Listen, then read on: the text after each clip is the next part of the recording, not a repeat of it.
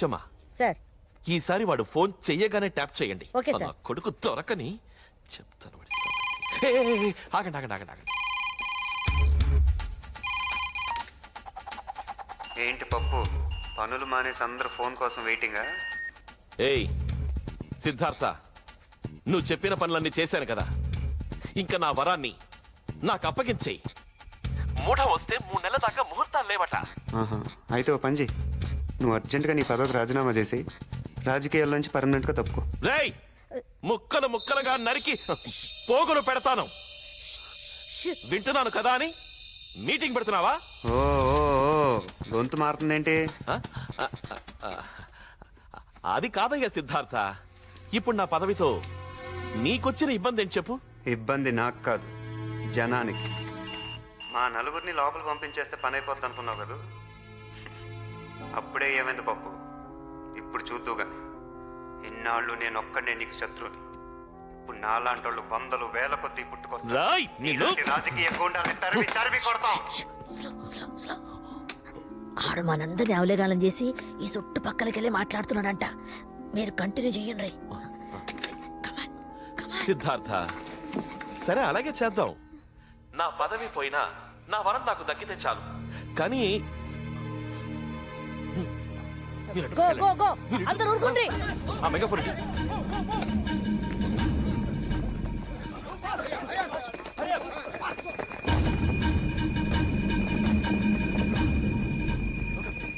రేయ్ సిద్ధార్థ, లొంగిపో.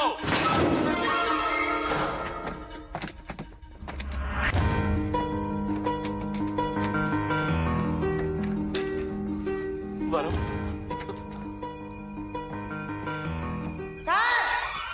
ఇక్కడ చూడండి.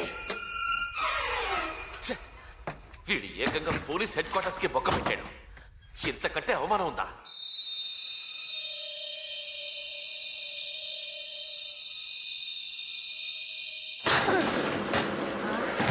సహా తనకు తానుగా కోర్టులో లొంగిపోకుంటే, బాంబు బ్లాస్ట్ కేసులో, జైలు నుంచి తప్పించుకున్న కేసులో, వరలక్ష్మిని కిడ్నాప్ చేసిన కేసులో అతన్ని మోస్ట్ వాంటెడ్ క్రిమినల్ గా భావించి అతని మీద షూటెడ్ సైట్ ఆర్డర్స్ జారీ చేస్తామని హైకోర్టు ఇవాళ హెచ్చరించింది.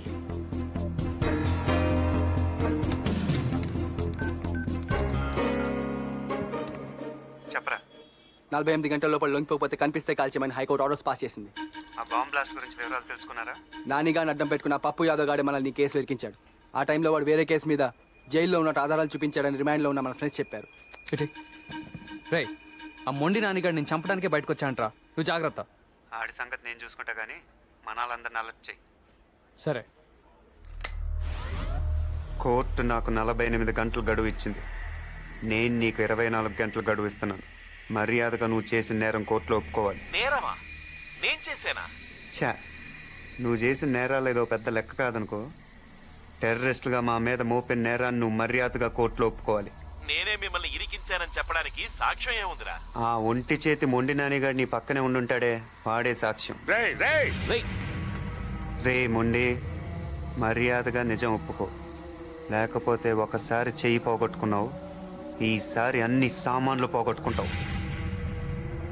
రే పప్పు, వరలక్ష్మి ఒట్టిగా నా దగ్గరకు వచ్చింది, కానీ నీ దగ్గరకు మాత్రం ఒట్టిగా రాదు. 10 మందికి మంచి చేయటం కోసం నీలాంటోడికి చెడు చేయటానికి కూడా వెనకాను.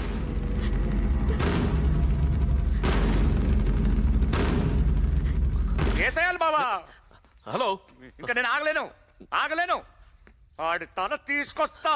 రే ఆగరా, వాడు మనకి దొరకడం సంగతి అలా ఉంచు. నువ్వు గనక వాడికి దొరికిపోతే మొత్తానికే ప్రమాదం. వద్దు బాబా, నేను జైలు నుంచి వచ్చింది నీ కళ్ళలో భయం చూడ్డానికి కాదు, ఆనందం చూడ్డానికి. నేను వెళ్తాను. రే బావ జాగ్రత్త. అలాగే, నువ్వు జాగ్రత్త. ఇందాక ఫోన్లో పప్పుతో ఏమన్నావు? మర్యాదగా కోర్టులో లొంగిపోమన్నాను. తర్వాత ఇంకేమన్నాను? అంతే కదా. లేదు లేదు, తర్వాత.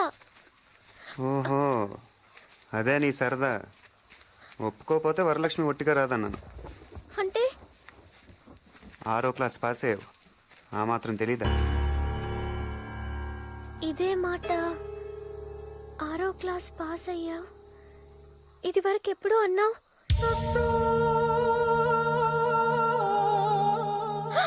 అంటే ఈ ఈసారి నిజంగా అన్నంత పని చేస్తావా? నిజంగా అంటే అబద్ధంగా ఏమైనా చేశానా? లేదు లేదు, ఏం చేయలేదు. నువ్వు మరీ అంత చెడ్డోడివి కాదు కదా. మరీ అంత మంచోడు కూడా కాదు. అంటే అంటే 10 మంది మంచి కోసం మంచోడు కాదనిపించుకోవటానికి కూడా వెనకాను. కొంచెం కన్ఫ్యూషన్ గా ఉంది. అర్థమయ్యేలా చెప్తావా? ఇప్పుడు నన్నేం చేస్తావు? నువ్వు అనుకున్న పనే చేస్తాను. దానికోసమే చూస్తున్నా.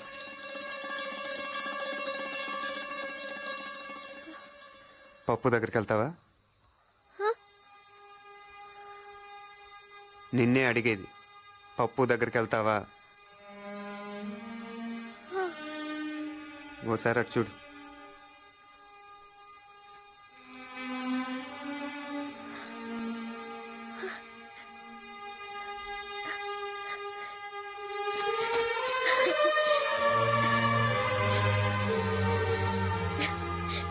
నాకు ముందు నుంచి అనుమానంగానే ఉంది నువ్వు మంచోడివేనని. నన్ను కూడా ఏం చేయకుండానే వదిలేస్తున్నావు. ఆయనతో చెప్పి నిన్నేం అనొద్దంటానులే. మరైతే వెళ్ళిరానా? జాగ్రత్త. మీ ఫ్రెండ్స్ అందరినీ అడిగానని చెప్పు. హ్మ్? ఇప్పటికైనా ఒప్పుకుంటావా ప్రేమ ఎంత గొప్పదో? ఏదో చెప్తుంటావు, ప్రేమ దోమ వంకాయ ఇవేగా. చూసావా దాని పవర్ ఏంటో? నీలాంటోని సైతం మార్చేస్తుంది. అయినా అసలు నువ్వు ప్రేమ అనేదే లేదంటావు కదా. ఒప్పుకుంటున్నాను వరలక్ష్మి, ప్రేమ అనేది ఉంది. మరెక్కడో లేదు, ఇక్కడే నిలువెత్తు రూపంలో నీలోనే కనిపిస్తుంది. నీ ప్రేమను చూసి అందరూ గర్వపడాలి వరలక్ష్మి, జాలి పడకూడదు. పప్పు యాదవ్ ఒక గూండా, ఒక రౌడీ. ఇవాళ అతను చేసే తప్పులకు అతను ఒక్కడే బాధ్యుడు. రేపు అతను చేసుకుంటే నువ్వు కూడా భాగం పంచుకోవాల్సి వస్తుంది. నీలాంటి అమాయకులు ఆ గుండాలకు బలైపోయినా మా లక్ష్యం నెరవేరినట్టే.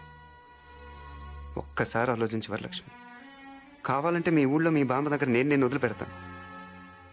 గోదావరి దాటొచ్చిందని గోదావరి అంత లోతుగా ఆలోచించు.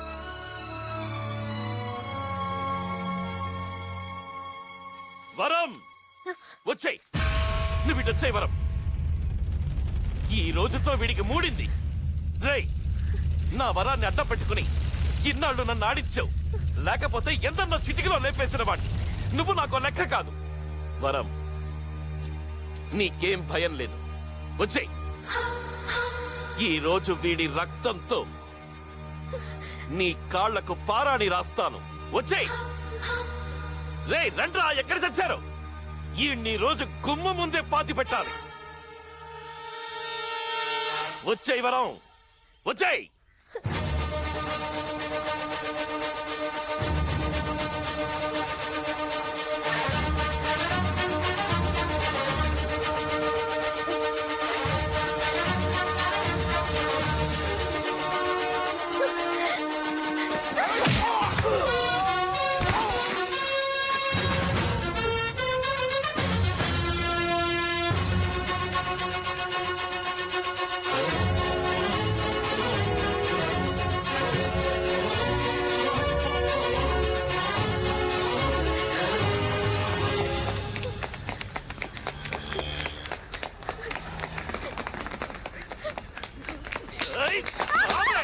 ఎక్కడికి పోతావు?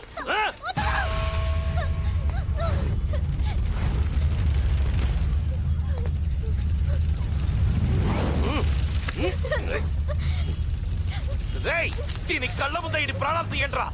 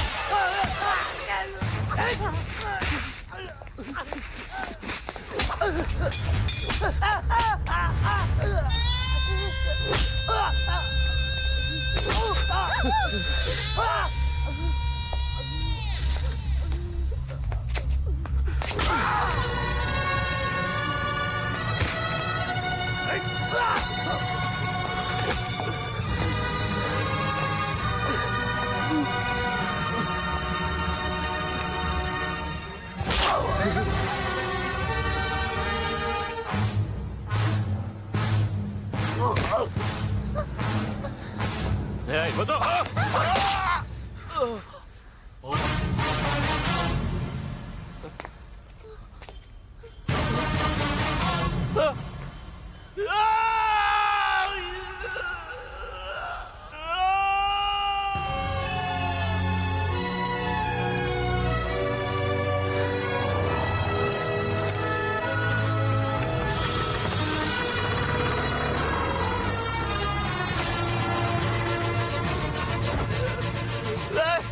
కత్తి పాలలోకి దిగబడిపోయింది, తీయండ్రా.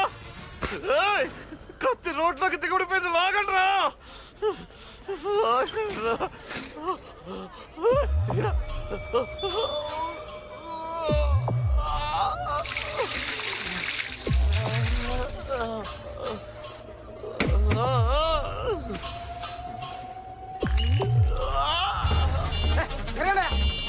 నీకే చెప్పేది వెళ్ళండి.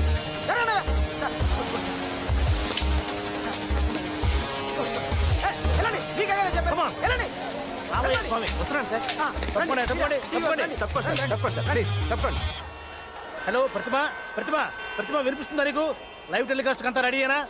ప్రేక్షకులకు విజ్ఞప్తి, వరంగల్ పట్టణంలో హోంమంత్రి పప్పు యాదవ్ గారి కారులో కత్తి గుచ్చుకున్న సంఘటన ఇక్కడ సంచలనం సృష్టిస్తోంది.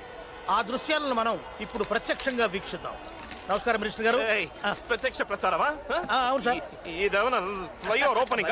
ఎందుకు లైవ్ కవరేజ్? సరేవారు సార్, మీరు ఇప్పుడు ఆ దృశ్యాలు మనం ప్రత్యక్షంగా చూడబోతున్నాం. ప్రతిమ హోమ్ మినిస్టర్ గారి కారులో కత్తి గుచ్చుకోవడం వల్ల ఈ ప్రాంతం అంతా కూడా రక్తంతో తడిచిపోయింది. ఇప్పుడు హోమ్ మినిస్టర్ ఇచ్చుకున్న కత్తిని మనం స్పష్టంగా చూద్దాం. కెమెరా కత్తి మీద పెట్టవయ్యా. ఇది మోకాలయ్య స్వామి. హోమ్ మినిస్టర్ గారు ఆర్తనాదం, హోమ్ మినిస్టర్ గారు ఆర్తనాదం చేస్తున్నారు, బాధతో విలవెల్లాడిపోతున్నారు. ఇప్పుడు ఈ సంఘటన మీద ప్రజా స్పందన ఏమిటో మనం తెలుసుకుందాం. రాష్ట్రంలో లా అండ్ ఆర్డర్ పరిస్థితి ఎలా ఉందో మంత్రి గారి కాలు చూస్తేనే తెలుస్తుంది. ఓహో. కలియుగంలో ధర్మం ఒంటి పాద మీద నడుస్తుందని చెప్తారు, కానీ ఇక్కడ పరిస్థితి చూస్తుంటే నిజంగా ఒంటి కాలు మీద నడుస్తున్నట్టుంది. ఆ సిద్ధార్థ అమ్మాయిని తీసుకొని పారిపోతున్నాడండి. అప్పుడు అటో 10 మంది ఇటో 10 మంది రౌడీ వ్యవహారాలు వచ్చారండి. ఇంకేముందండి, బాగా కుమ్మి పడేశాడండి. మరి ఈయన రౌడీయే కదండి. మంత్రి గారు ఫేస్ క్లోజ్. ఆ అమ్మాయిని తీసుకొని ఈయన పారిపోతున్నాడండి. అప్పుడు ఆయన ఊరుకుంటాడా, ఒక కత్తి అందుకొని కసిక్కన పాదంలో దిగేశాడండి. కాలు క్లోజ్ పెట్టు. నిజంగా కత్తిల పాదంలో దిగటం లైఫ్ లో ఫస్ట్ టైం చూస్తున్నానండి. ఇది నా అదృష్టంగా భావిస్తున్నాను. ఇతను క్లోజ్ పెట్టు. అంబులెన్స్ లో వైద్య బృందం వస్తున్నది. వారు ఇప్పుడు మంత్రి గారిని పరీక్ష చేసి మంత్రి గారి కాల్లో గుచ్చుకున్న కత్తి తీసేస్తారో కాలే తీసేస్తారో బ్రేక్ తర్వాత. తప్పకుండా డాక్టర్లు కొంచెం చోటివ్వండి. తప్పకండి. కత్తి లోతుగా దిగినట్టుంది. డాక్టర్లు ఇప్పుడు మంత్రి గారి కాలును శుద్ధి చేస్తున్నారు. డాక్టర్ గారు, పరిస్థితి ఎలా ఉంది? ఇప్పుడప్పుడే ఒక అంచనాకు రాలేకపోతున్నాం. Don't disturb. Don't worry sir, కత్తి తీసేస్తారు, కత్తి రాకపోతే కాలు తీసేస్తారు. ఓ గుణపం తీసుకురండి. గుణపమా? ఓహో, ఇప్పుడు గుణపం తీసుకొని మంత్రి గారు సిద్ధార్థ మీద పగ తీర్చుకోవడం కోసం బయలుదేరబోతున్నారు. అది పగ తీర్చుకోవడానికి కాదండి, మట్టితో సహా కాలు తీయడానికి. ఓహో, ప్రతిమ ఇక్కడ ఒక చారిత్రాత్మక సంఘటన చోటు చేసుకోబోతున్నది. ఇప్పటి వరకు మనకు వరంగల్ అంటే కేవలం కాకతీయులు మాత్రమే గుర్తొచ్చేవారు. కానీ ఇక నుంచి గోన గన్నారెడ్డి వారసుడైనటువంటి సిద్ధార్థతో పాటుగా ఇప్పుడు మొత్తం మట్టి గడ్డతో పాటు పెకలించబడబోతున్నటువంటి హోంమంత్రి పప్పు యాదవ్ గారి కాలు కూడా చరిత్రలో చోటు చేసుకోబోతున్నది. ఈ కాలే కాలు, ఈ అదృష్టమే అదృష్టం. ఇదంతా కళ్ళారా చూస్తున్నటువంటి మనం కూడా అదృష్టవంతులమే. కత్తి తీసేస్తే కాలు చరిత్రలో ఉంటుంది, కాలు తీసేస్తే కత్తి చరిత్రలో చోటు చేసుకుంటుంది. కత్తో కాలో కాసేపట్లో హాస్పిటల్లో చేరబోతుంది. అప్పటి వరకు చిన్న బ్రేక్. ఎంత పని అయిపోయింది బావా. నీ కళ్ళలో ఆనందం నింపుదామనుకుంటే నీ కాళ్ళు కత్తి దింపుతాడా? ఇప్పుడు నేను చూపిస్తా ఆడికి మొండినానంటే ఏంటో అని. బాంబులతో ఆడు బద్దలు.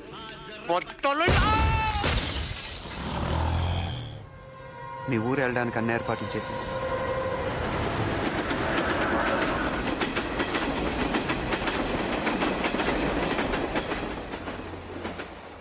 పప్పు యాదవ్కి ఇప్పుడు దాకా నేను ఒక్కని శత్రువుని. ఇప్పుడు నువ్వు కూడా. అయినా నువ్వు మీ ఊరు చేరేలోగానే వాడిని కోటుగుమ్మ ఎక్కిస్తాను. మీ బామ్మని అడిగానని చెప్పు. గోదావరి దాటి ఇంత దూరం వచ్చావు. ఈసారి 7వ తరగతి కూడా దాటి.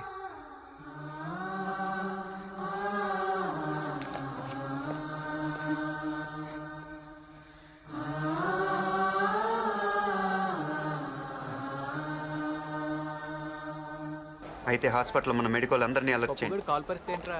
మొన్న గడ ఎక్కడున్నాడో తెలిసింది. పదండి. ఇంకా లాభం లేదు. పదవి పోయినా సరే మన విశ్వరూపాన్ని చూపించాల్సిందే. రేయ్, బామర్ది మొండినాని గాని పిలవండ్రా. పిలవకుండానే వచ్చింది సార్. ఏడి ఎక్కడా? రే బామర్ది, కింద ఫ్లోర్ లోనే ఉన్నాడు, సేమ్ రూమ్ లో. ఆ సిద్ధార్థం చంపనికే తయారు చేసిన బాంబు ఆన్ చేతిలోనే పేలింది. అంతేకాదు సిద్ధార్థ కేసు చూస్తున్న సిబిఐకి దొరికిపోయిండు. రేపు సిద్ధార్థ కోర్టులో లొంగిపోతుండని పీపీ ఫోన్ చేసిండు. అంటే ఆ మొండినాన్ని సిబిఐకి అప్రూవర్ గా మారి ఉన్నదంతా చెప్పేస్తారా? చచ్చా, వాడు అలా చెయ్యడ్రా. సృహలోకి వచ్చాక చస్తానని భయపడి ఒకవేళ సిబిఐకు నిజం చెప్తే ఇప్పుడు ఆసుపత్రిలో ఉన్న మీరు రేపు చెర్లాపల్లి జైల్లో ఉంటారు. అంతా మన కంట్రోల్లో ఉంది. డాక్టర్లు మెడికోలు మనోళ్ళే కదా. మార్చరీ ఎక్కడ? మార్చరీ ఎందుకు? వాడు ఇంకా చావలేదుగా. మార్చరీ ఎక్కడ? అటువైపు ఉంది.